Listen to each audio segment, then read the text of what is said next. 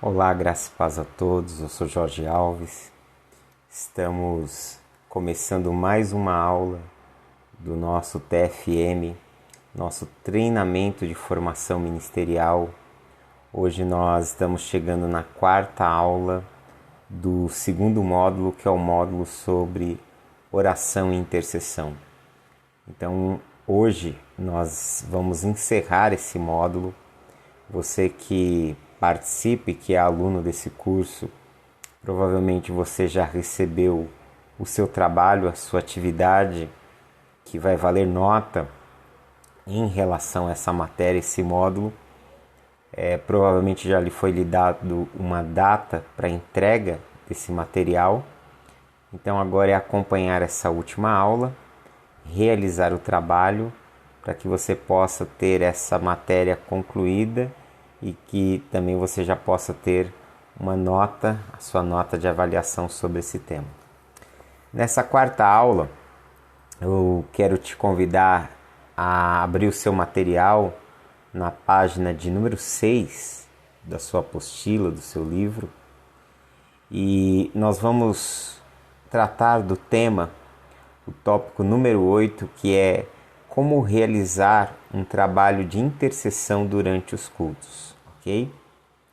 Então, o que nós vamos avaliar a partir disso aqui? Primeiramente, que o trabalho de intercessão durante os cultos é uma parte de suma importância dentro de um ministério de oração numa igreja, ok?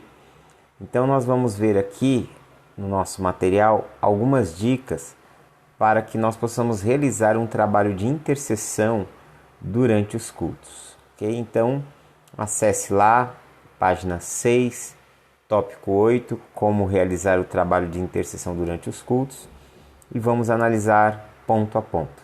Primeiro ponto, preparação.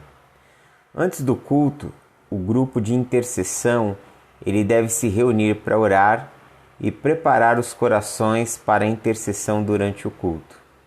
É importante pedir orientação ao Espírito Santo sobre quais áreas específicas da igreja e da comunidade e do mundo precisam de intercessão naquele exato momento, ok? Então todo o trabalho ele começa antes do culto, toda essa preparação antes do culto. Depois, o segundo passo é a seleção de intercessores, ou seja, o líder de oração ou do ministério de intercessão, ele deve selecionar ou escalar intercessores para o culto. Essas pessoas devem ser pessoas comprometidas com a oração, sensíveis ao Espírito Santo e capazes de orar em voz alta. Dependendo do caso, você não vai estar orando em voz alta, ok? Varia muito de situação para situação. Mas a gente precisa entender que há grupos de intercessão que criam salas específicas. Então você pode, já se a sua igreja ela tem uma sala, a disponibilidade de você usar uma sala, separe 2 intercessores em média para que eles possam estar intercedendo durante o culto nessa sala de oração, ok? Depois o terceiro passo é coordenação. O líder de oração ele deve coordenar o trabalho de intercessão durante o culto. É importante definir quem irá liderar as orações e quando eles irão orar, ok? Normalmente, nós precisamos entender que muitas vezes tudo isso vai variar de igreja para igreja, de ministério para ministério, ok? Então, logicamente que a gente está falando de um culto, entendeu? De um trabalho num culto público. Se fosse um culto de oração, nós seguiríamos as diretrizes da aula anterior, onde nós vimos alguns passos para construir uma reunião de intercessão, ok? Então, logicamente que você deve interceder antes, durante e depois do culto.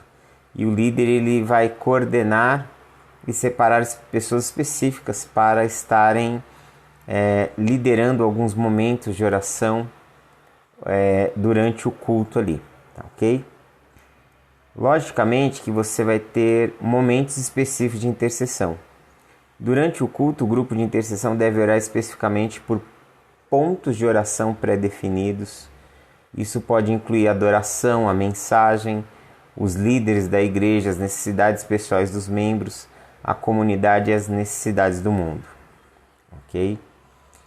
Quando, normalmente, um outro ponto importante do ministério de intercessão, que é citado aqui no 5º ponto, que é a oração em voz alta. Os intercessores, eles devem orar em voz alta no momento em que temos orações coletivas. Mesmo numa igreja onde seja talvez o pastor que esteja dirigindo o culto, que esteja dirigindo a oração, quando ele falar vamos orar por tal pedido de oração, por tal necessidade, os intercessores devem orar em voz alta, para que os membros da igreja também possam ouvir e concordar com as suas orações e que também possa motivar e levar as pessoas a orarem. Lembre-se que oração é construído em um processo de aprendizado, pessoas aprendem a orar. Então, muitas vezes, dependendo do tipo de igreja, do tipo de comunidade que você está, talvez você agregue muitas pessoas novas, talvez você esteja numa igreja que tem uma característica de evangelização, então está sempre recebendo pessoas novas, tem sempre uma rotatividade. E aí, o que nós vamos precisar fazer? Nós vamos precisar também orar para que essas pessoas elas possam seguir aquele modelo de intercessão e possam começar a aprender a orar, ok? O 6º aspecto é a sabedoria. O líder de oração, ele deve ter sabedoria para discernir o tempo e a intensidade das orações durante o culto, a fim de não distrair ou interromper o fluxo do culto. Muitas vezes eu vou falar de duas coisas que eu observo. Às vezes, em alguns momentos, você vê muitos intercessores nas paredes com as mãos levantadas e andando de um lado para o outro. Principalmente eu vejo isso às vezes na hora da pregação. Então o ministro está ali pregando, transmitindo a mensagem e o intercessor indo de um lado para o outro com as mãos levantadas. Eu acho isso um pouco complicado, por quê? Porque tende a distrair a pessoa que está ali prestando atenção à mensagem, entende?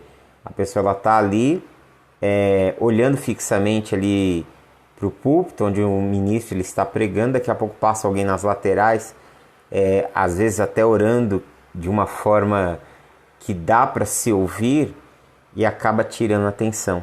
Eu entendo que cada momento do culto para o ministério de oração vai demandar posicionamentos e atitudes específicas. Por exemplo, eu acredito que na hora da mensagem, o intercessor ele deveria ficar mais parado, não se movimentando, não interceder com as mãos levantadas e permanecer orando ali, posicionado, parado, para que ele não tire a atenção das pessoas e para que, na verdade, a pessoa ela se concentre no que ela está ouvindo, até porque o foco naquele momento é a transmissão da mensagem.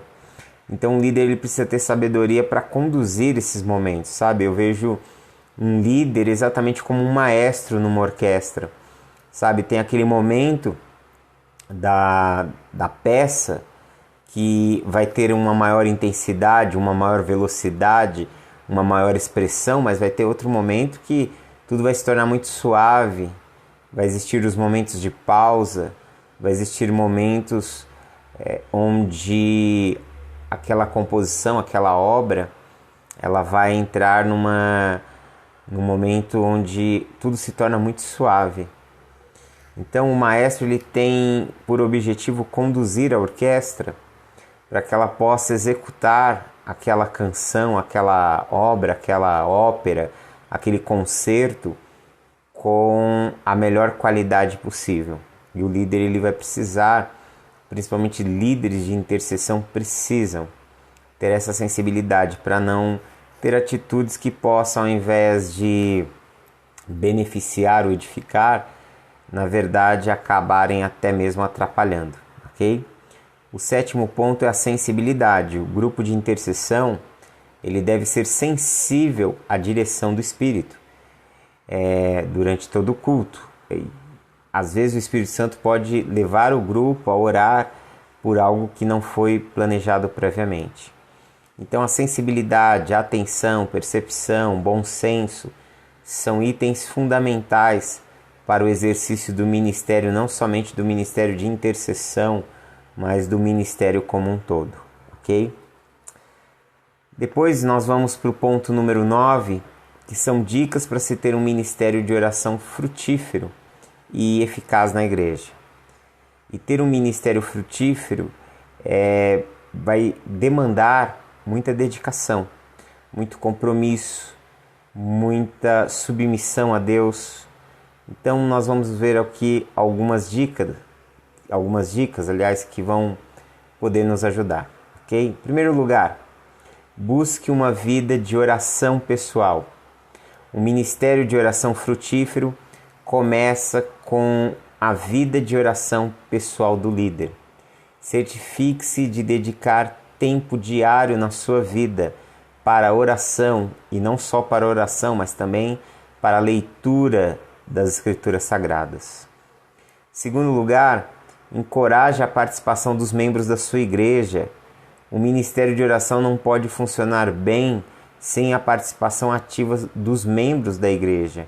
Encoraje essas pessoas a participarem, a trazerem seus pedidos de oração, a entenderem a oração como um trabalho oficial, fundamental na vida da sua comunidade, da sua igreja, ok? Em terceiro lugar, ofereça treinamento. Se o ministério de oração é novo, ou ele está sendo formado, ou ele está passando por um processo de revitalização, que é um processo de renovação, dentro do ministério, ofereça treinamento para os membros, para que eles possam crescer em sua capacidade de oração, em seu ministério de oração. Como eu disse, oração é algo aprendido, é uma disciplina espiritual, e disciplinas espirituais elas são aprendidas, disciplinas espirituais elas são desenvolvidas, ok? Em quarto lugar, tenha uma visão clara. Ter uma visão clara para o ministério de oração é fundamental. Defina metas e objetivos específicos para o ministério de oração da sua igreja e compartilhe isso com a equipe da sua igreja, com o seu pastor, com sua liderança, com o seu conselho, presbitério, ok?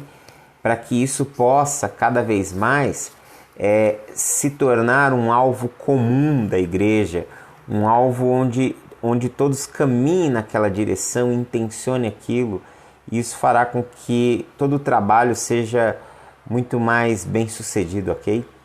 Quinto ponto, seja sensível ao Espírito Santo. O ministério de oração deve ser conduzido pelo Espírito Santo. Esteja aberto e sensível à liderança do Espírito nas suas reuniões de oração.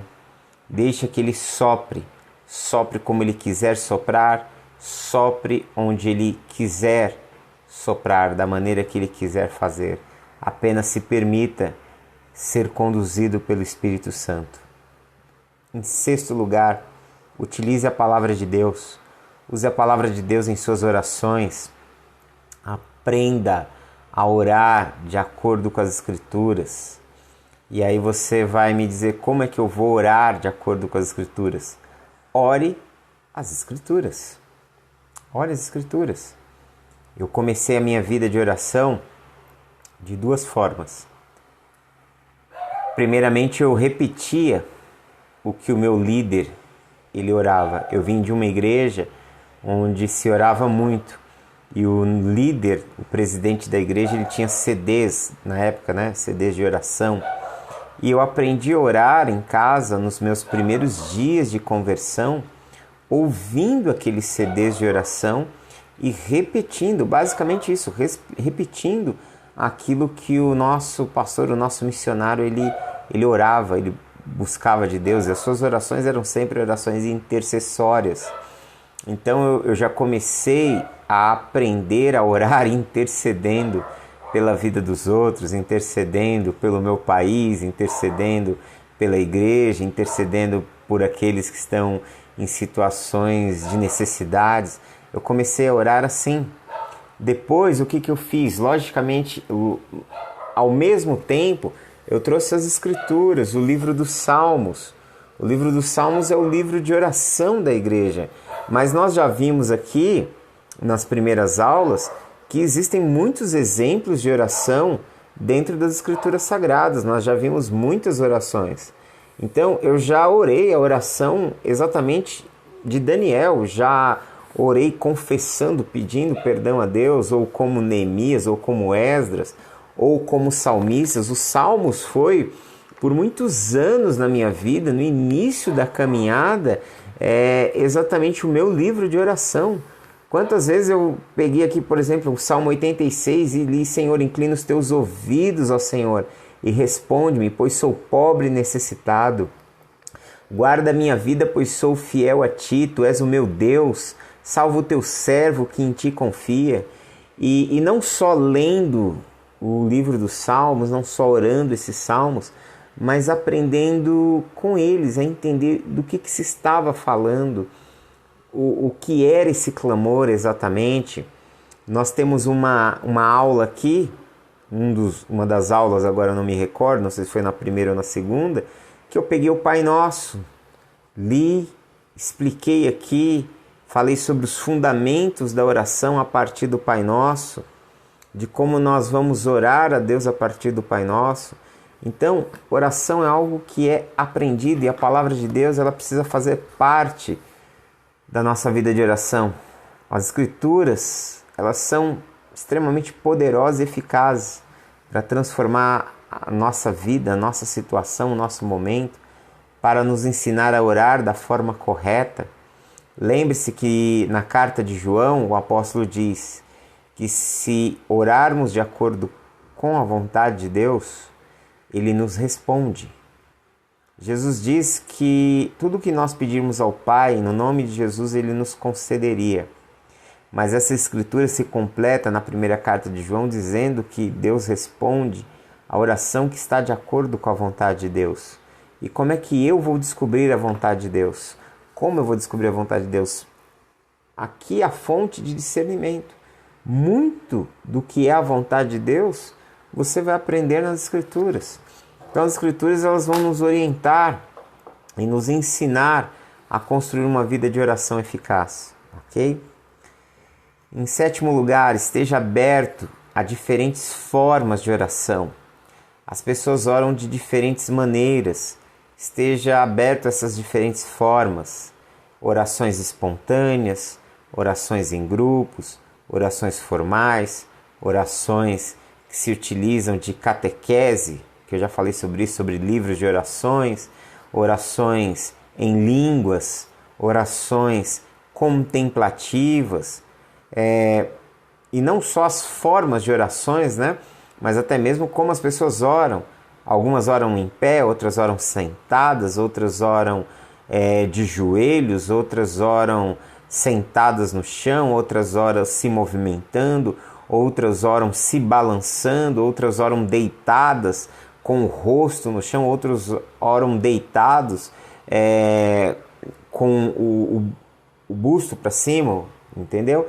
Não importa. Aprenda que muitas vezes num determinado lugar de oração, num determinado espaço de oração, as pessoas elas vão buscar aquilo que elas se sentem, a forma como elas se sentem melhores para orar. Aí você vai me perguntar, existe uma posição litúrgica certa para orar? Veja só, não existe uma posição em si para orar, né? Mas, liturgicamente, dentro do judaísmo e o cristianismo primitivo, ele nasce de dentro do judaísmo. Então, existem alguns posicionamentos, mas que eles não são regras. Ali talvez a gente possa pensar que era um hábito das igrejas do primeiro século e da igreja cristã, por trazer uma herança judaica, por exemplo. Quando você ouve Paulo falando assim, quero que as pessoas orem de mãos levantadas sem ira e sem animosidade, então você vai descobrir que em muitos contextos era comum nas orações públicas, nas orações de culto, as pessoas orarem com as mãos erguidas. Mas isso tudo, nós chamamos isso de rito. O que é um rito? Rubens Amorese, ele diz que rito é uma paráfrase da alma, né? Ele foi muito poético nisso, mas de forma bem simples, o que é um rito? Um rito é uma expressão que você se utiliza através de um simbolismo, através de um gestual. O rito, ele é a forma como alguém se expressa em relação ao divino, em relação a um culto, em relação a uma experiência religiosa. Pelo menos em ciências da religião nós aprendemos que o rito ele está atrelado às expressões de devoção, expressões de adoração diante de um culto que alguém está prestando. Então, levantar a mão, ou erguê-la bem alto, ou fazer um clamor, são ritos, são expressões particulares. Algumas delas se tornam muito comunitárias, se tornam do comum, né? Comunitárias no sentido do comum. Então, você vai ver muitos contextos que as pessoas elas levantam a mão para orar, elas oram falando, cada uma fala, se expressa em oração. Outras igrejas, só uma pessoa vai falar, dirigir oração, as outras estão em silêncio, concordando. Tudo isso são ritos, tudo isso são expressões e formas como as pessoas elas prestam o seu culto a Deus. Então é muito importante que todos nós estejamos abertos a tudo isso, não venhamos nos tornar pessoas preconceituosas ou pessoas engessadas em relação a isso. Cada um vai se expressar de uma forma particular. É o rito, é o culto, é a expressão religiosa de cada um, ok? Logicamente que as pessoas tendem a seguir modelos pré-estabelecidos, modelos que vão se formando e elas se enquadram dentro daqueles modelos. Isso acontece, inevitavelmente, ok? Oitavo ponto, celebre as respostas às orações. Lembre-se de celebrar quando Deus responder às orações. Isso vai te ajudar a encorajar a sua equipe de intercessão e também a igreja a continuar orando. Aliás, às vezes as pessoas me perguntam por quanto tempo eu devo estar orando por uma determinada causa. A ideia é que você esteja orando por uma determinada causa até que você tenha uma resposta. Uma resposta de sim, uma resposta de não, não é uma resposta. Sim é uma resposta. O espere também é uma resposta. Às vezes a resposta ela não vai ser o pedido que você fez acontecendo. Às vezes a resposta vai ser um sim, mas não agora. Então você continua. A resposta vai ser um não. E aí talvez indique que é momento de você não orar mais por aquilo. Em outros você vai ter o silêncio. E diante do silêncio você continua. E assim sucessivamente. Mas nós devemos orar até termos uma resposta. E quando temos essa resposta, é muito bom que a gente compartilhe, né? Lógico, desde que não seja algo muito particular, mas que, como nós estamos falando aqui de um contexto de intercessão na igreja, vamos supor, nós estávamos orando para que a igreja pudesse ter condições de adquirir um terreno próprio. E aí o terreno foi comprado. Isso precisa ser compartilhado, divulgado, para que as pessoas entendam que as suas orações estão sendo respondidas, que Deus responde orações, que você está diante de um Deus vivo. Quando você olha para a biografia, por exemplo, de George Miller foi o homem que teve mais de 5.000 orações respondidas. Muitas dessas orações foram respondidas por Deus no mesmo dia em que ele orou. Isso gerou uma biografia, um diário da vida de George Miller, onde ele tem esses testemunhos dessas respostas às suas orações. Quando você tem acesso a um livro como esse, a uma biografia como essa, e você ouve sobre isso, isso produz uma grande edificação na nossa fé. Isso gera em nós uma confiança, isso nos inspira, isso nos motiva a também orarmos, a também buscarmos a Deus. Então entenda que o testemunho, ele é muito importante na vida de fé e na edificação da Igreja de Cristo, ok? Lembre-se que o ministério de oração é uma das partes mais importantes da vida da igreja. Com dedicação e compromisso, você pode criar um ministério de oração eficaz, frutífero e que possa ser capaz de transformar a vida e as situações das pessoas por meio da oração, ok? E aí nós vamos chegar aqui na página número 8 do nosso material, onde nós vamos falar um pouquinho, o ponto número 10, que é o ponto final aqui, falar sobre as principais disciplinas espirituais no cultivo da vida cristã. Eu coloquei essas disciplinas aqui exatamente porque, já que a matéria, a disciplina que o módulo trata exatamente sobre oração e intercessão, incluí algumas questões aqui que elas são importantes, que desde já nós precisamos desenvolver, aprendê-las, mas que no nosso último módulo, onde nós vamos falar sobre vida cristã, eles também serão analisados de uma forma mais profunda, ok? Então, o que são as disciplinas espirituais? São práticas e hábitos que nos ajudam a desenvolver a nossa vida cristã, ok? E que nos ajuda a crescer na nossa relação com Deus. Então, aqui nós vamos ver algumas principais disciplinas espirituais que nós devemos praticar. Então, a primeira delas é a leitura da Bíblia, ok? Ler a Bíblia é essencial para conhecer a vontade de Deus e se aproximar mais de Deus. A leitura diária da Bíblia vai permitir que a gente conheça Deus mais profundamente e compreenda o seu amor e o seu propósito. Então, ler as Escrituras, primeira disciplina a ser desenvolvida. Segunda disciplina, a própria oração. A oração é a comunicação com Deus, é através dela que nós vamos expressar as nossas preocupações, nossas necessidades, nossos anseios, nossos agradecimentos. A oração, ela é uma forma de nos conectarmos com Deus e de sentirmos a sua presença em nossas vidas. Segunda disciplina, desenvolver oração. Terceira, meditação. O que vem a ser a meditação? A meditação é uma disciplina que nos ajuda a nos concentrar em Deus e em sua palavra. Ela envolve o quê? O que é a meditação? Uma reflexão profunda sobre as verdades espirituais e a busca pela compreensão de como aplicá-las em nossas vidas. Então, quando eu estou meditando, eu estou refletindo sobre uma verdade da palavra de Deus. Porque uma coisa é você ler, ok? Uma coisa é você ler. A outra é você estudar, às vezes olhando para um comentário bíblico, olhando para um dicionário, tentando entender a passagem.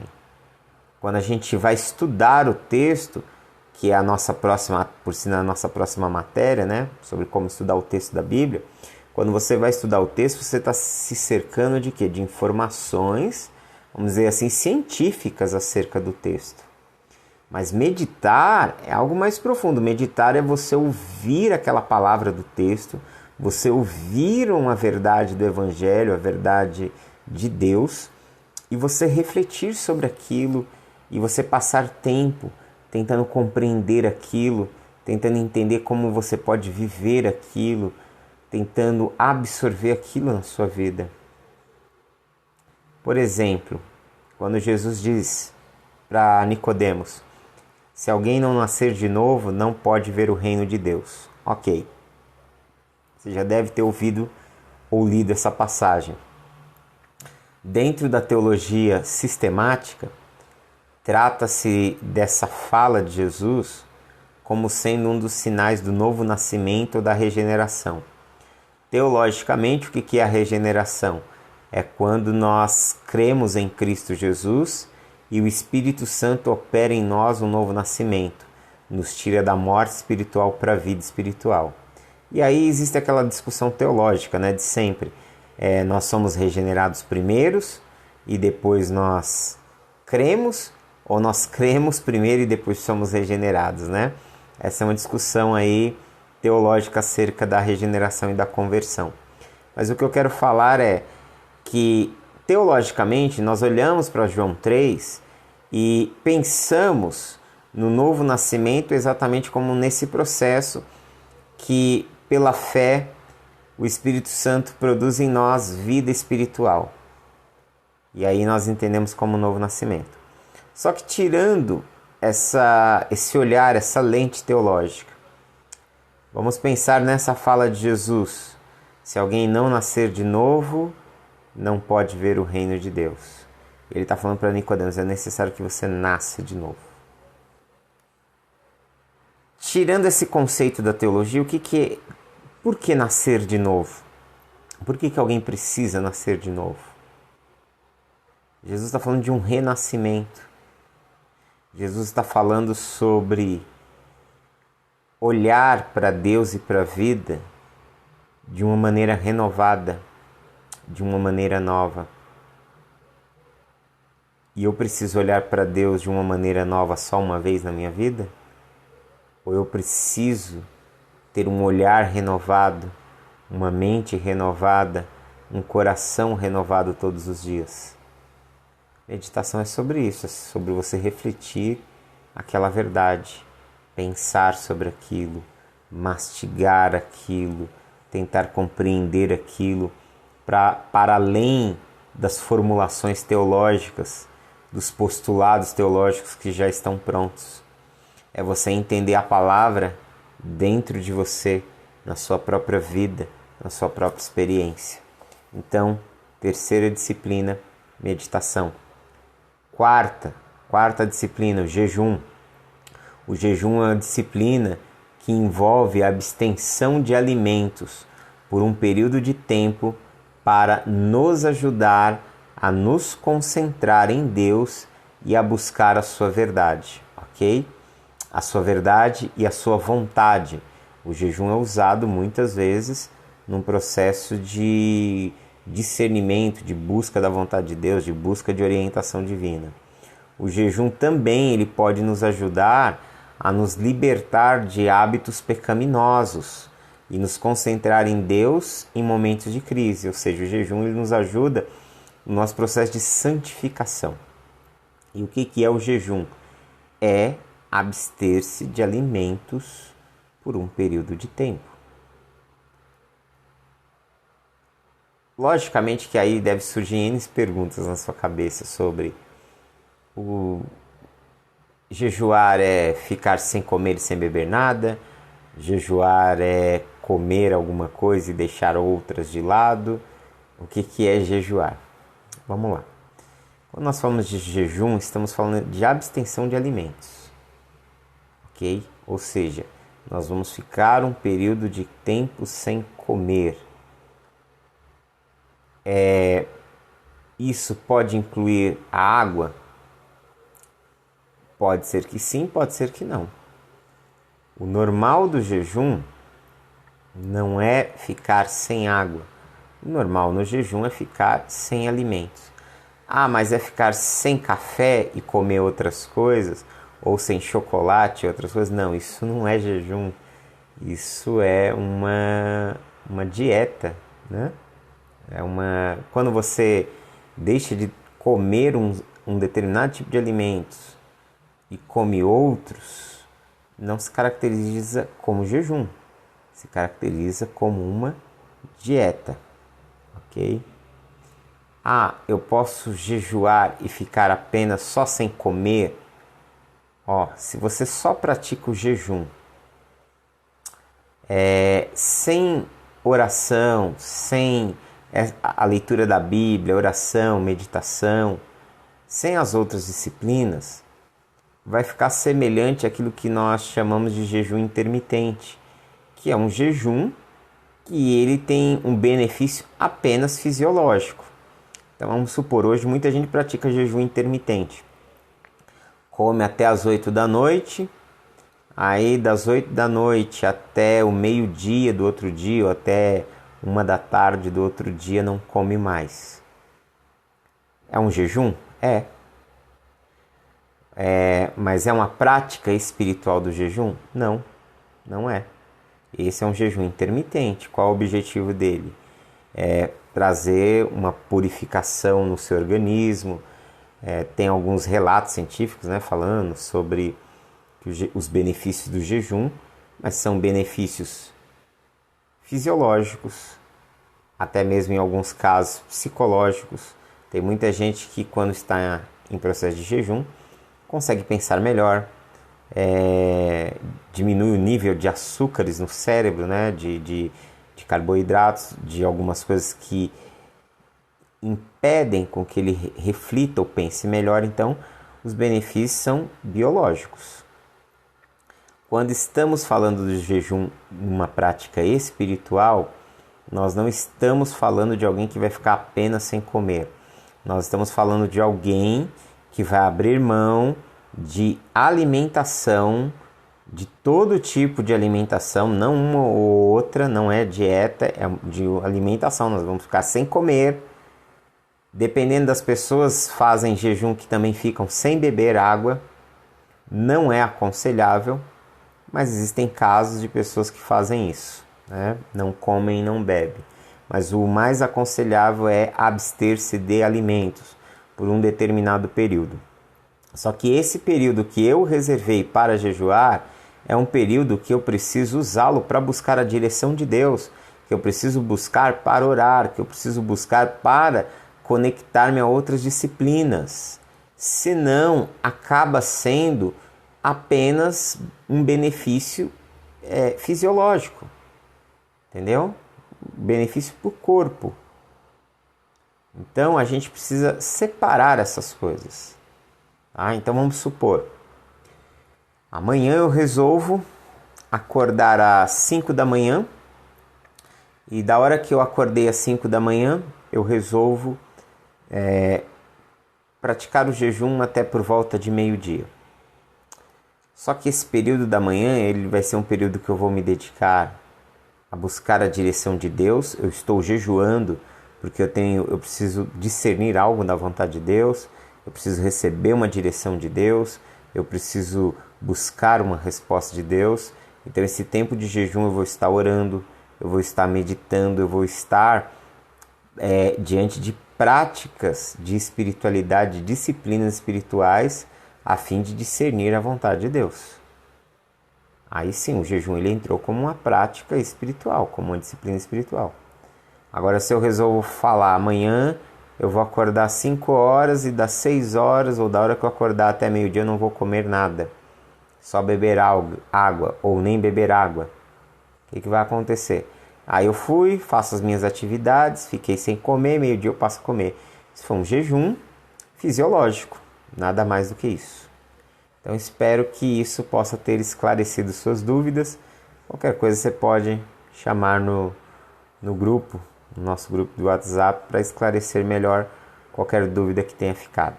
Ok? Então a quarta disciplina é o jejum. Quinta disciplina, comunhão. Comunhão é a prática de compartilhar nossa vida cristã com outros cristãos. Através da comunhão nós podemos encontrar apoio e encorajamento para a nossa jornada espiritual e nos ajudarmos mutuamente a crescer na fé. Então, uma das disciplinas espirituais é caminhar com outros cristãos. É a comunhão na vida comunitária, é a comunhão na igreja. Então, eu preciso me reunir com pessoas diante de Deus. Eu preciso me reunir porque a comunhão é uma prática espiritual da vida cristã. Eu preciso me reunir para compartilhar a vida cristã com outras pessoas, a minha vida, a minha caminhada com Deus com outros, e os outros compartilharem a caminhada e as experiências deles com Deus comigo. é vivermos, é andarmos juntos, é nos encorajarmos. Então, você acaba descobrindo que estar na congregação, estar congregando, estar reunido, faz parte da nossa disciplina espiritual. Não tem como você viver uma vida cristã saudável sem se congregar, sem estar junto com outros cristãos. Independente seja num templo, independente seja numa casa, independente, sei lá, se vocês se reúnem numa praça, mas que isso precisa ser periódico, precisa ser constante, precisa ser algo como uma disciplina. Você come todo dia, você bebe água todo dia e você precisa ter uma vida de comunhão com outros cristãos, basicamente de forma regular, ok? O ajuntamento é de suma importância na vida cristã. O ajuntamento que se reúne para adorar a Deus juntos e para servir uns aos outros, ok? O serviço, né? A próxima disciplina, a sexta disciplina, é o serviço. O serviço é uma forma de demonstrar amor e de cuidar de outras pessoas. Ao servir os outros, nós estamos seguindo o exemplo de Jesus, que vê o mundo para servir e não para ser servido. Quando nós praticamos a diaconia, o serviço ao próximo, nós também estamos praticando uma disciplina espiritual. Nós também estamos crescendo espiritualmente, nos conectando cada vez mais com Deus de forma íntima e profunda por meio da disciplina do serviço, ok? Em sétimo lugar, a evangelização. A evangelização é uma prática de compartilhar a mensagem do Evangelho com outras pessoas. Ao compartilhar a mensagem do amor e da salvação por meio de Cristo Jesus, nós estamos obedecendo ao próprio mandamento de Jesus, de fazer discípulos de todas as nações. Ou seja, quando nós vamos ao encontro do outro, anunciar o Evangelho ao outro, levar as boas novas de salvação para a vida do outro, nós estamos servindo a Deus, nós estamos exercendo uma disciplina espiritual e isso também nos coloca numa conexão mais profunda e íntima com Deus. Então, as 7 disciplinas aqui que eu coloquei, elenquei aqui para que a gente possa já trazer para a nossa vida, para a nossa prática de fé é: primeiro, a leitura da Bíblia; segundo, oração; terceiro, a meditação; quarto, jejum; quinto, a comunhão; sexto, serviço; e sétimo, a evangelização, ok? Então essas são algumas das principais disciplinas espirituais que os cristãos precisam praticar para cultivar uma vida cristã saudável, madura e crescer na relação com Deus. Que você possa trazer essas práticas para a sua vida e incorporá-las na sua vida pessoal, ok? Para concluir essa aula, o ministério de oração e de intercessão é uma parte fundamental da igreja e da caminhada cristã individual. Nós vivemos isso de forma coletiva. A experiência de oração ela é uma experiência coletiva e ela também é uma experiência individual.